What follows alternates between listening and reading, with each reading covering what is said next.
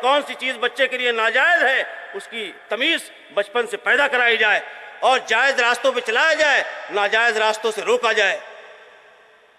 نبی کائنات علیہ الصلوۃ والسلام بچوں سے بڑی محبت کرتے تھے، بچوں کو آپ نے بڑا پیار دیا اور بچوں کے ساتھ لگاؤ رکھا، صرف اپنے بچوں کے ساتھ نہیں بلکہ جو آپ کے ساتھی تھے، جو آپ کے دوست تھے اور جو آپ کے خادم تھے، ان کے بچوں کا بھی اللہ کے نبی صلی اللہ علیہ وسلم نے بڑا اہتمام کیا۔ حضرت اسامہ ابن زید رضی اللہ تعالیٰ عنہ بیان فرماتے ہیں کہ اللہ کے نبی صلی اللہ علیہ وسلم مجھے اپنے ایک زانو پر اور حضرت حسن کو دوسرے زانو پر بٹھا لیتے اور کہتے کہ اللہم ارحمہما فانی ارحمہما، اے پروردگار عالم تو اپنی رحمتیں ان دونوں بچوں پر نازل فرما، میں ان دونوں بچوں سے پیار کرتا ہوں، میں ان دونوں بچوں سے پیار کرتا ہوں۔ اللہ کے نبی جناب محمد رسول اللہ صلی اللہ علیہ وسلم اپنی نواسی حضرت امامہ رضی اللہ تعالیٰ عنہا کو اپنی گود میں بٹھا لیا کرتے تھے، اٹھا لیا کرتے تھے اور نماز پڑھا کرتے تھے۔ جب رکوع میں جانا ہوتا، سجدے میں جانا ہوتا تو زمین پہ بٹھا دیتے اور پھر کھڑے ہوتے تو اللہ کے نبی صلی اللہ علیہ وسلم ان کو گود میں لیے نماز پڑھتے تھے۔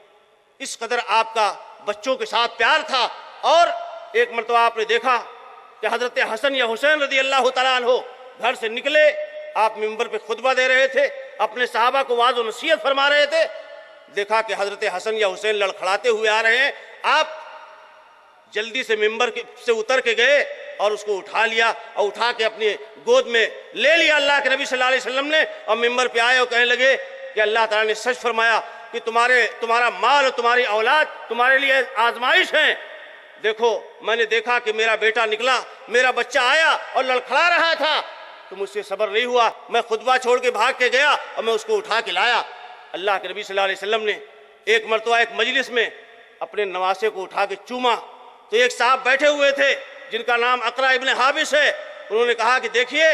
یہ بچے کو چوم رہے ہیں، میرے پاس تو 10 اولادیں ہیں لیکن میں نے آج تک کسی کو بوسہ نہیں دیا۔ تو اللہ کے نبی نے فرمایا کیا وہ املکو علیکا ان نزع اللہ الرحمت من قلبکا، اگر اللہ نے تیرے دل سے رحمت کھینچ لی ہے تو میں کیا کر سکتا ہوں، میں کیا کر سکتا ہوں۔ اور فرمایا کہ جو زمین والوں پر رحم نہیں کرتا آسمان والا اس پر رحم نہیں کرتا ہے۔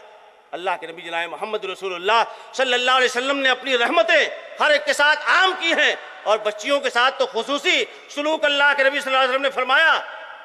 کہ جو آدمی 2 بچیوں کی نگرانی کرے، ان کی تربیت اور پرورش و پرداز کرے، ان کی تعلیم و تربیت کا انتظام کرے، وہ جنت میں میرے ساتھ یوں ہوگا۔ اللہ کے نبی صلی اللہ علیہ وسلم نے فرمایا، اور یہ فرمایا کہ جو آدمی بچیوں کے ساتھ اچھا سلوک کرے اور بچوں اور بچیوں کے درمیان امتیاز نہ بڑھتے تو اس کو جنت ملنے والی ہے۔ یہ نبی کائنات علیہ الصلوۃ والسلام کا ارشاد گرامی۔ آپ نے بچوں کے ساتھ، آپ نے اپنی اولاد ہو یا دوسروں کے بچے ہو، سب کے ساتھ بہترین اہتمام کیا اور ان کی تعلیم و تربیت پر توجہ دینے کا حکم دیا، اور اللہ کے نبی صلی اللہ علیہ وسلم نے عملی طور پر بھی یہ کر کے بتایا۔ آپ نے اپنے چچا کے بیٹے حضرت فضل ابن عباس رضی اللہ تعالیٰ عنہ سے کہا تھا کہ بچے اگر مدد مانگنا تو صرف اللہ سے مدد مانگنا، سوال کرنا تو صرف اللہ سے سوال کرنا، اور یہ یقین کر لو کہ اگر ساری کائنات تمہیں نفع پہنچانے پر متفق ہو جائے، اللہ نہ چاہے تو کوئی تمہیں نفع نہیں پہنچا سکتا، اور اگر ساری کائنات اس بات پہ متفق ہو جائے کہ تمہیں نقصان پہنچا دے اور اللہ نہ چاہے تو تمہیں کوئی نقصان نہیں پہنچا سکتا۔ اللہ کے نبی جناب محمد رسول اللہ صلی اللہ علیہ وسلم نے بچوں کی تعلیم و تربیت کا یہ اہتمام کیا۔ پھر سماج معاشرے میں سب سے گہرا تعلق جو قائم ہوتا ہے وہ میاں اور بیوی کے درمیان قائم ہوتا ہے۔ ایک مرد کو عورت کی ضرورت ہے، ایک عورت کو مرد کی ضرورت ہے۔ اللہ تبارک و تعالیٰ نے قرآن پاک میں ارشاد فرمایا وَمِنْ آيَاتِهِ أَنْ خَلَقَ لَكُم مِّنْ أَنفُسِكُمْ أَزْوَاجًا لِتَسْكُنُوا إِلَيْهَا، کہ اللہ کی نشانی ہے کہ اللہ تبارک و تعالیٰ نے تمہارے نفس سے تمہارا جوڑا پیدا کیا ہے تاکہ تم اس کی طرف سکون حاصل کرو۔ ایک عورت اپنے مرد کے لیے باعث سکون ہوتی ہے،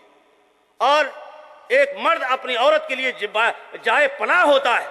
اس کے اوپر خرچہ کرتا ہے، اس سے محبت کرتا ہے، اسے پیار دیتا ہے، اور اس کی کمزوریوں کو محسوس کرتے ہوئے اس کے لیے وہ تمام حاجتیں و ضرورتیں مہیا کرتا ہے جو اس کی زندگی کو آگے بڑھانے میں معاون ثابت ہوتی ہے۔ اللہ کے نبی جناب محمد رسول اللہ صلی اللہ علیہ وسلم نے ارشاد فرمایا کہ جو عورت सल्लत खम्सहा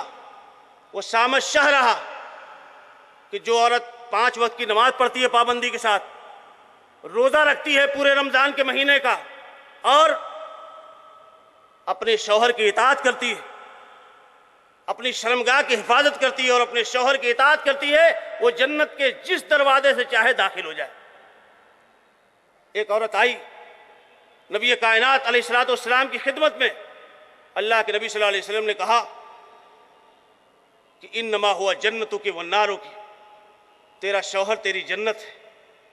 और तेरी जहन्नम भी है। तू देख कि शौहर के साथ तेरा क्या मकाम है। और नबी कायनात अलैहिस्सलाम ने फरमाया कि अय्युमा इमरातिन मातत व ज़ौजुहा अन्हा रादिन दखलतिल जन्नह, कि जो औरत इस हाल में मर जाए कि उसका शौहर उससे राजी हो, वो जन्नत में दाखिल होगी। और नबी कायनात अलैहिस्सलाम की ज़िंदगी आप देखिए, अल्लाह तबारक व तआला ने आपकी ज़िंदगी को जन्नत बना दिया, आपके हौसलों को जवानी अता फरमाई। एक सिनफ़े नाजुक के ज़रिया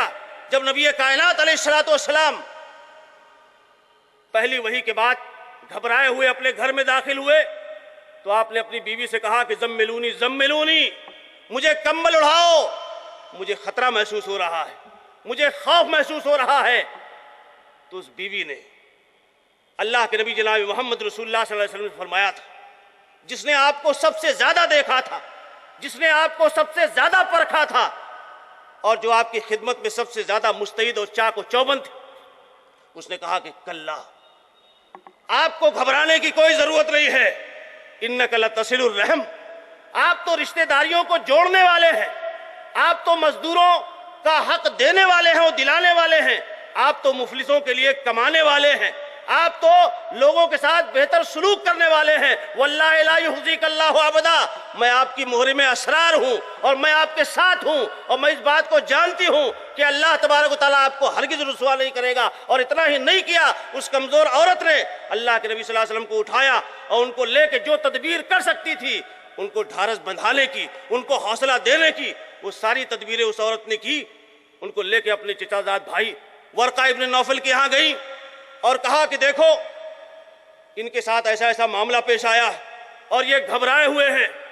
वर्का इब्न नौफल ने कहा कि घबराने की बात नहीं है, मुझे तो लगता है कि ये वही ज़ात है जो हज़रत मूसा अलैहिस्सलाम के पास आती थी, वही फरिश्ता है, वही नामूस है, और काश कि मैं उस वक्त आपके दरमियान मौजूद रहूं आपके साथ, जब आपकी कौम आपको निकाल देगी, लांसरों का नसरम मुअस्सरा, मैं आपकी उस वक्त भरपूर मदद करूंगा। हजरत खदीजा की इस हौसला अफजाइश अल्लाह के नबी सल्लल्लाहु अलैहि वसल्लम को ढारस बंधी और कदम कदम पे खदीजा ने अपनी जानिसारियां, अपनी वफाएं, अपना माल अल्लाह के नबी सल्लल्लाहु अलैहि वसल्लम के साथ लगाया। तो अल्लाह के नबी सल्लल्लाहु अलैहि वसल्लम की मोहब्बत वफादारी की कोई इंतहा है कि माई आयशा सिद्दीक़ा कायनात रज़ी अल्लाह तआला अन्हा ने कहा कि क्या आप हमेशा खदीजा खदीजा करते रहते हैं? अल्लाह तबारक तआला ने उनसे बेहतर औरत आपको दी है। कहा नहीं, खबरदार, चुप हो जाओ, मुझे जिंदगी में उनसे बेहतर औरत नहीं मिली है। और अल्लाह के नबी सल्लल्लाहु अलैहि वसल्लम के पास जब भी कोई अच्छा खाना आता तो खदीजा के इंतकाल के बाद आप कहते कि इसको ले जाओ, खदीजा की सहेलियों को दे आओ। ये वफादारी की इंतहा है। और नबी कायनात अलैहिस्सलातु वस्सलाम ने फरमाया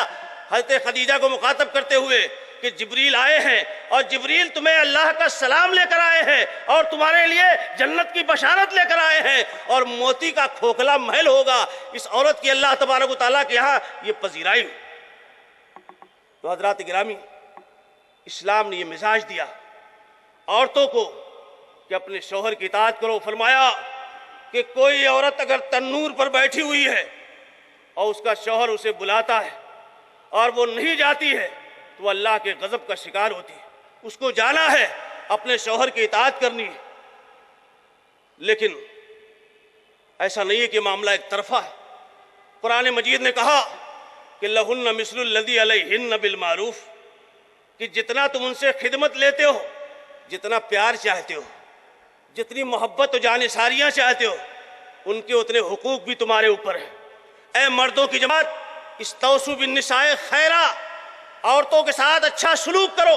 और नबी कायनात अलैहिस्सलातु वस्सलाम ने फरमाया कि खैरुकुम लिअहलिही, तुम में सबसे अच्छा इंसान वो है जो अपनी बीवी के लिए अच्छा हो, جو اپنے بچوں کے لیے اچھا ہو، وانا خیر لأہلی، اور میں اپنی بیویوں کے لیے بہت اچھا ہوں۔ وہ کتنے اچھے تھے آپ، قربان جائیے نبی کائنات علیہ السلام پر، وہ آپ نے دنیا